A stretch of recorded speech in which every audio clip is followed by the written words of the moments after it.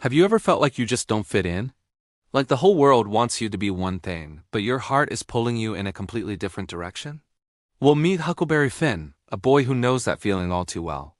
Our story kicks off right after the events of the Adventures of Tom Sawyer. Huck is living with the kind Widow Douglas and her sister, Miss Watson. They're trying their best to civilize him, teaching him manners, making him wear stiff new clothes, and sending him to school. For a boy used to sleeping in barrels and living by his wits, it feels like being trapped in a cage. He'd much rather be back with his old friend Tom Sawyer, dreaming up wild adventures. One night, Huck sneaks out to join Tom's new gang of robbers. It's all fun and games, pretending to ambush travelers and raid Sunday schools for jewelry. But for Huck, the make-believe just doesn't hit the same way it does for Tom. He's a practical kid, and he starts to see that a lot of what society calls proper is just as much a fantasy as Tom's chess games. Things get serious fast. Huck finds a boot print in the snow with a cross carved into the heel. He knows exactly who it belongs to: his violent, alcoholic father Pap, who everyone thought was gone for good.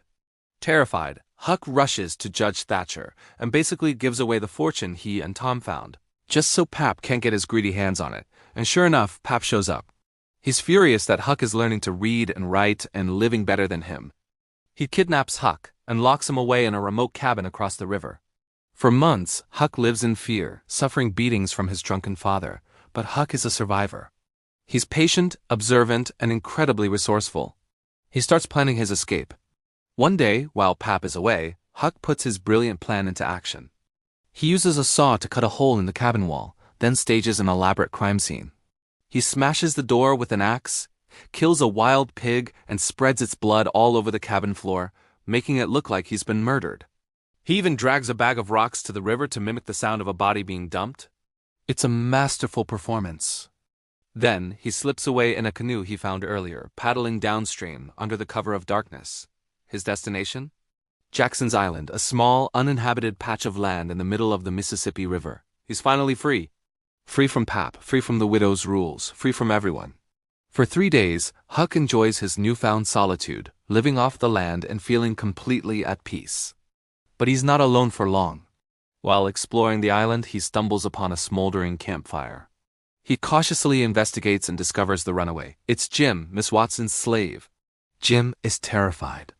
He's run away because he overheard Miss Watson talking about selling him down to New Orleans, which would mean being separated from his wife and children forever. At first, Huck is shocked. He's been taught his whole life that helping a runaway slave is a terrible sin. But looking at Jim, a man he's known for years, a man who is just as scared and desperate for freedom as he is, Huck makes a crucial decision. He promises Jim he won't tell a soul. Right there on that little island, a powerful and unlikely friendship is born. Two outcasts, both running from the world that tried to define them, decide to stick together. Their journey down the mighty Mississippi is just beginning, and it will test everything they think they know about right, wrong, and what it truly means to be free. What happens next?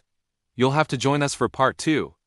If you enjoyed this summary, please give this video a thumbs up, subscribe to the channel, and hit that notification bell so you don't miss the rest of Huck and Jim's incredible adventure. Thanks for watching.